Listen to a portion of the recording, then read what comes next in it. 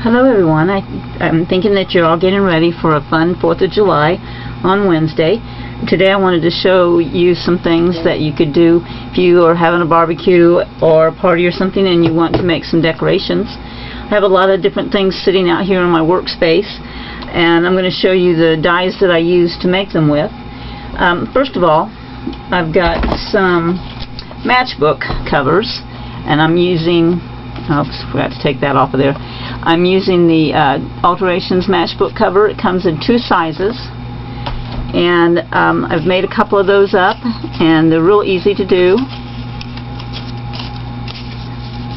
That's the bigger size, and here's the smaller size.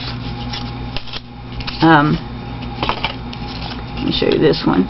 And I like to staple down here at this bottom to have like have a little more stable. This right there. I pieced some different pages together, and I'm using Tim Holtz's seasonal pages for the 4th of July. Here's a piece of that, a small piece of it. And I want to show you that I made a matchbook cover. I've got some rosettes out here that you can add. I used a strip die that has the different sizes, and you can take like a larger one and a smaller one and stick those on top of each other. I think this is a pretty cool combination right here. Let's see, try one of the craft ones with a blue or a red. So you can get a whole lot of different combinations of those, and I made a lot of those, and I'm going to throw them off to the side here now. But here's a matchbook cover that I made. I used some really cool October afternoon tin pins, and the stencils, the mover and shaper stencils. I cut out several colors of the 4th right there. And let me show you what that die looks like. These are the stencil numbers, but they come as movers and shapers. They come as separate numbers, separate pieces, like this. And then it also has a die that says number that comes with it, so you can put like number 9. So you can use those with any of your trays or your tag dies or ATC dies, anything like that. So I put one of those on there with a glue dot, and I used some also October afternoon tiny little letter stickers on there, and also the Tim labels, Tim Holtz labels. Comes like that with a whole lot of different labels, 2 different colors in there. And then I also used one of his edge dies, I forget which one it is, and cut some banners and edges out of some more October afternoon paper. It's got some stars on it and some dots, things like that. And so I put a little banner on the edge there, and on the inside I glued a banner from the dots. And then I also used a small camera die cut. There's a couple of them that I cut out in different colors, and that is from this die, this mover and shaper die. So I made a little matchbook, like party favor, out of the small matchbook size. I cut some ATCs sizes out of some of the Tim's seasonal paper, and then I also used one more die, and this is the pocket envelope die, and it cuts out looking like this. This is some more of that October afternoon paper, but you can see it cuts out with score lines. And this is the Tim paper, and it's very easy to do. You just want to fold on your score lines,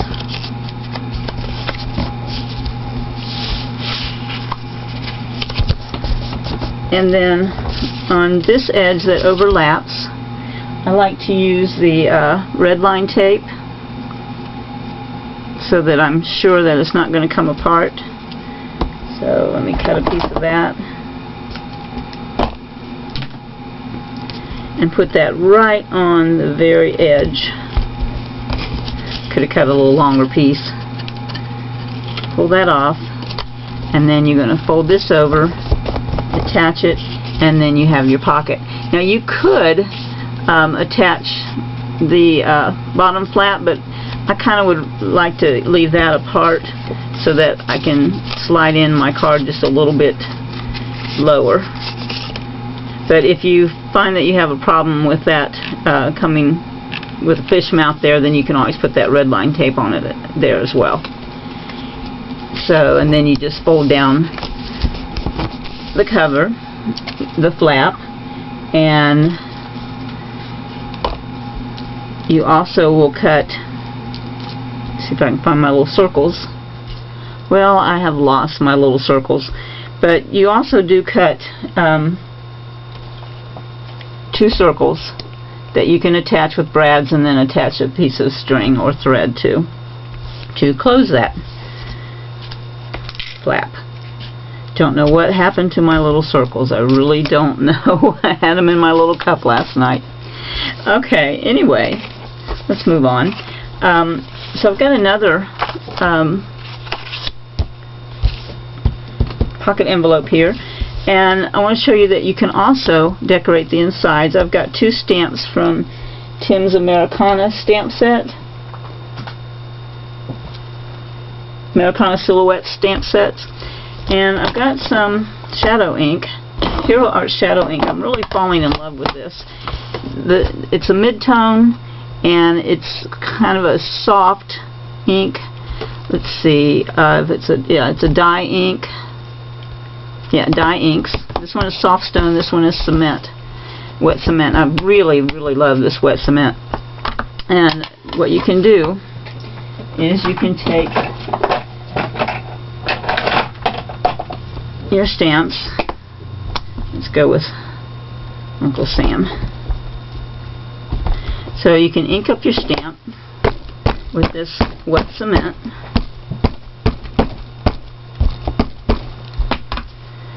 And I'm going to stamp it on the inside of my pocket envelope. Okay, and you have a very muted color. So then, what I'm also going to do is put my Lady Liberty stamp on my block. Block's a little bit small, but I think we'll be okay. And then I'm going to ink it up with the soft stone shadow ink. Again, it's muted.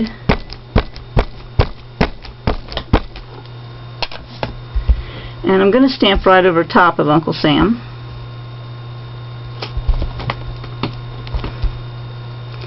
And you see, since that's muted, then you see Lady Liberty in the background over Uncle Sam, but it doesn't overpower Uncle Sam. So then, if I want one more level, I can take the star stamp that comes with that set, put a fired brick on it, and stamp the star. So I've got 3 layers of stamps there. And I can go over here and do a second generation. So you can have some really nice backgrounds on the insides of your pocket envelopes. And you can also do that on the inside of the matchbooks. You could do that on the back of your ATC card. Let's go the opposite way this time. Let's put Uncle Sam in the soft stone ink.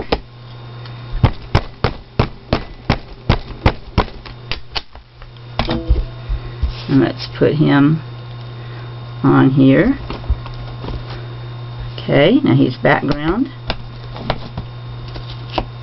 See, it's a very soft looking ink. And let's go with Lady Liberty and the wet cement. Make sure I get her all inked up. Okay. I'm going to offset that one, this one. Okay. And then we can come back in one more time with our star. And because these are so muted, I want the star to be muted, so I'm going to stamp off. I'm going to ink up the stamp, and then I'm going to take some extra cardstock, and I think I'm going to stamp it off twice, and then come here. Let me get this star right side up. And there we have another really nice layered muted background for your ATC, and then you can embellish the front as you like. Okay, so that's a couple of ideas. Tim Holtz also has a page of sticker stamps, and you can use some of your ATC cards on the back of those. And let's see, we could do this. Let's see what we have on the front. Yeah, we've got the fireworks side on the front, so we could turn this over and stick down the fireworks sticker, and then we could come back with these 10 pins, pull them off. They're on with glue dots, and they have a pop dot on the back.